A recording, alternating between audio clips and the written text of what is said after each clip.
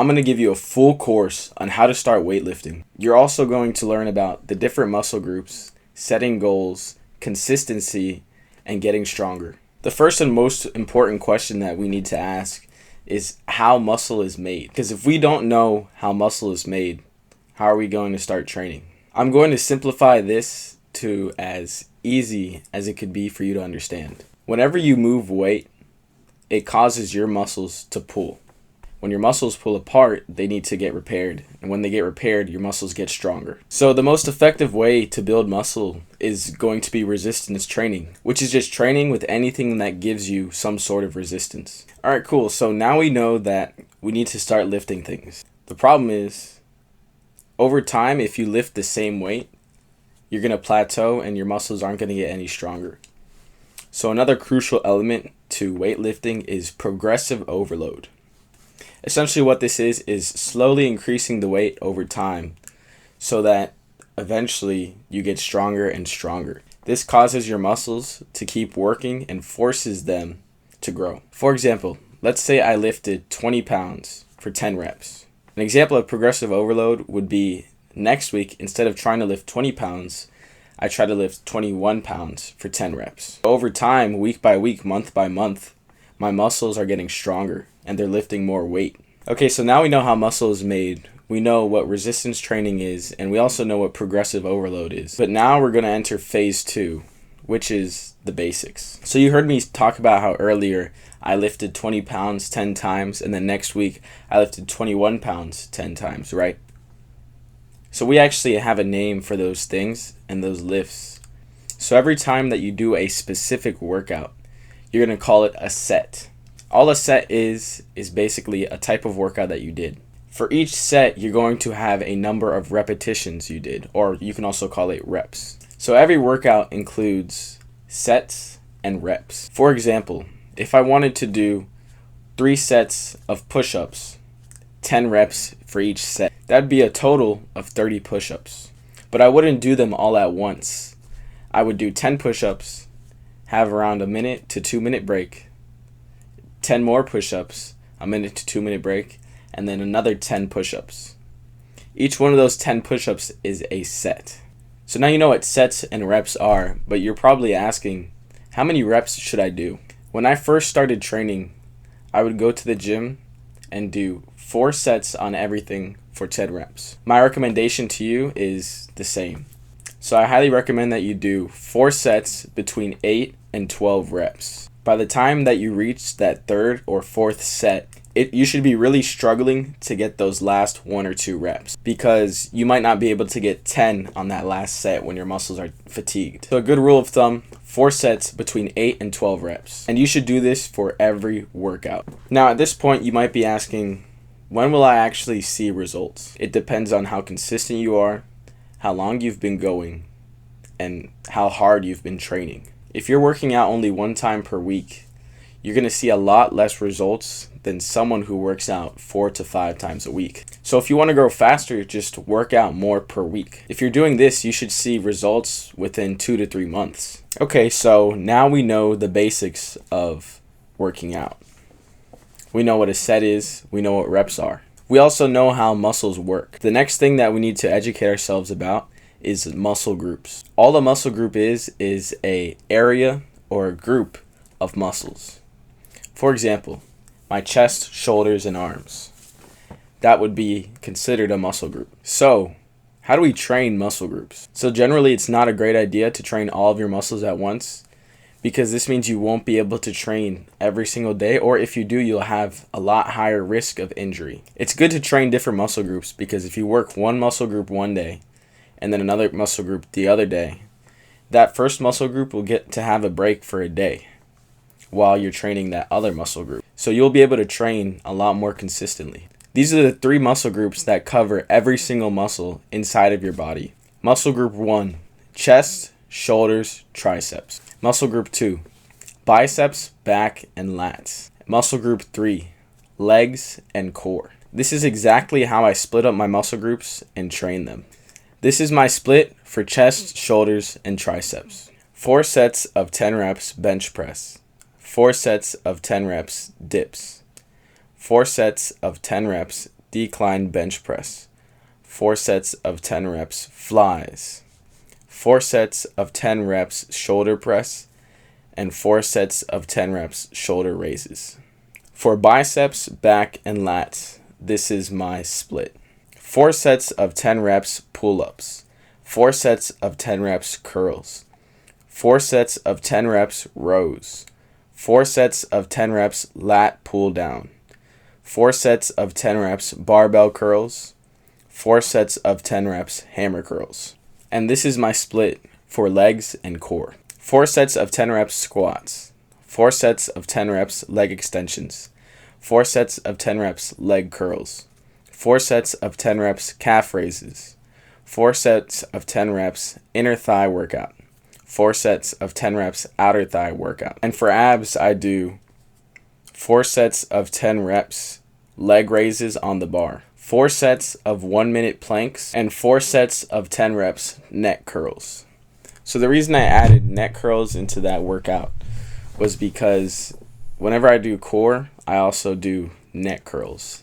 It's not really like a whole muscle group, but it's one of those workouts that you can add to any of those workouts that I gave you. So any of those splits, whether it's chest, shoulders, biceps, back, or legs, you can add a neck workout there to any of those 3, just so that you can strengthen your neck and so that you don't develop a really big upper body and lower body, and then you have like a weird scrawny neck. So throw in those neck workouts between 1 and 3 of those workouts. So now we're entering phase 4, which is goal setting. You might be wondering, how exactly do I set good goals? A good goal is something that is achievable, yet you need to push yourself in order to achieve it.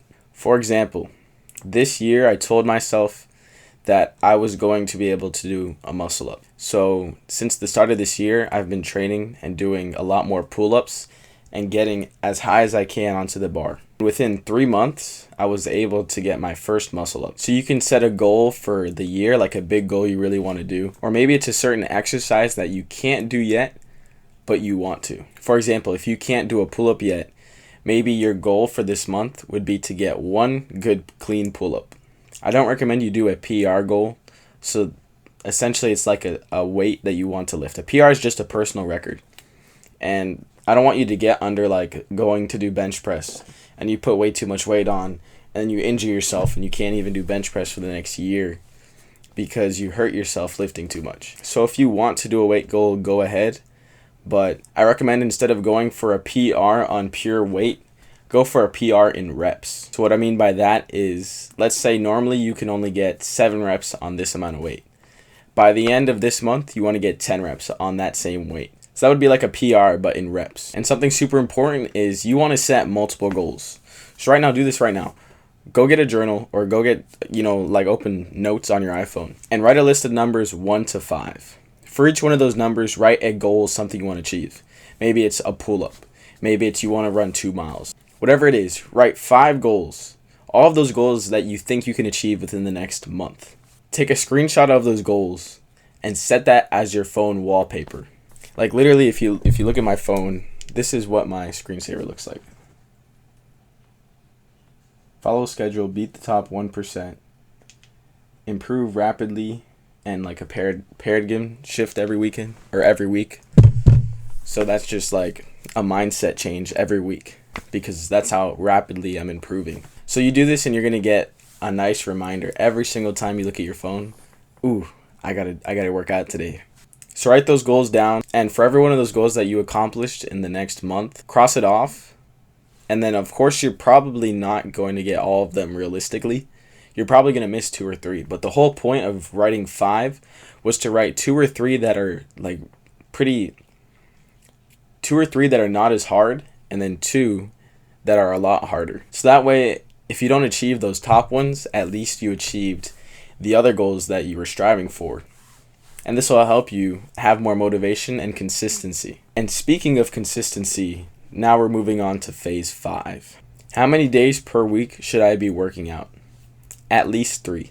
Minimum 3. And don't say you can't work out 3, bro, because I know for a fact every single person has time to work out 3 times a week. When can I stop working out? Whenever you stop working out is when you'll lose all the progress that you made.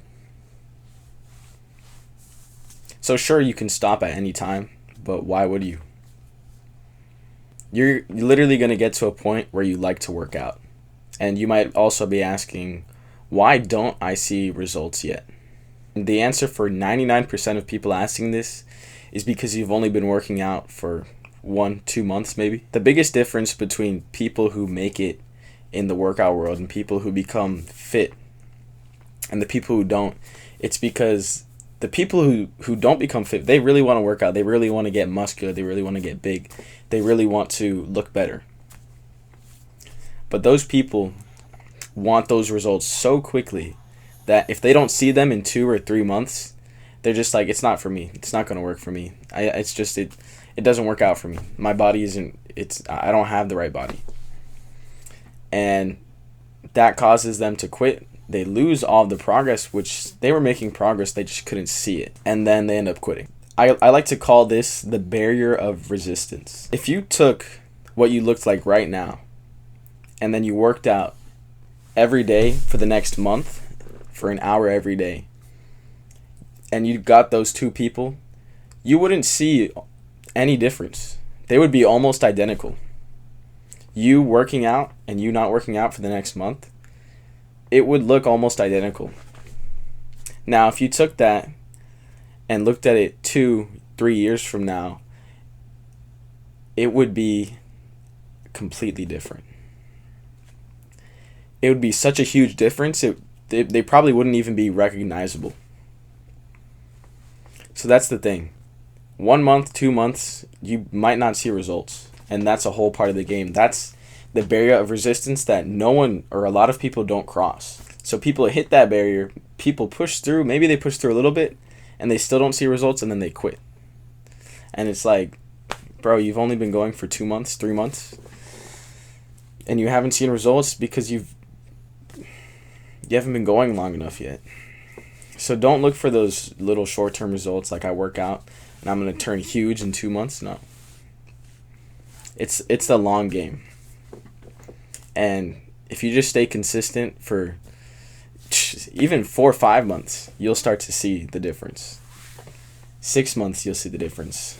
And by the time you reach 2-3 years, it's night and day. Literally night and day. So getting through that barrier of resistance is the most important part. And that's why so many people don't ever pass that resistance barrier. Because they feel the resistance, they're not seeing results, boom, quit. It's too hard. Or their body they don't have the right body. Their genetics are bad. No. Every single person on this planet can improve their situation, improve the way they look. So now we're entering phase 6. Before you even start thinking about phase 6, I want you to get phases 1 through 5 first, and then come back to this video and watch phase 6.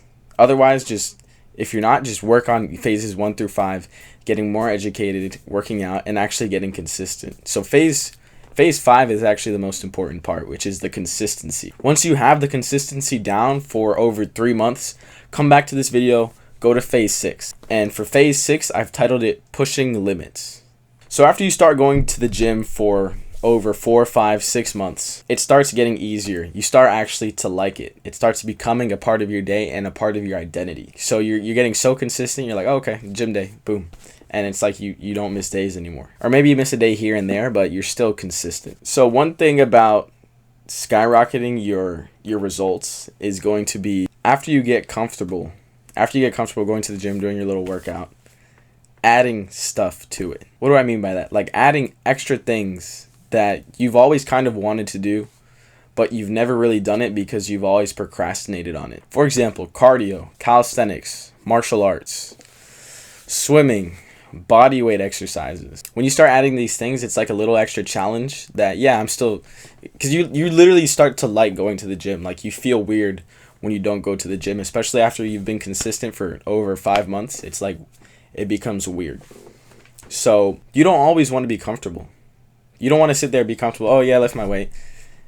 Add to it. Add these things. Do it one at a time, of course. Don't add all the things I just gave you.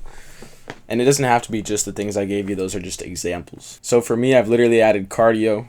I've also added martial arts and calisthenics. I haven't added swimming yet, but that's something I want to start adding. And I haven't really added too much bodyweight exercises, but I want to add bodyweight exercises in between my sets. So when you add these things, it's like, yeah, it's going to be harder. You're going to be like, oh, I really don't feel like doing those things today. But that's the discipline that you're building by adding these things. You're like, it's something I want to do. I know it's something I'd like to do. I'm going to have the discipline to do it. And you're going to be inconsistent adding these things in at first.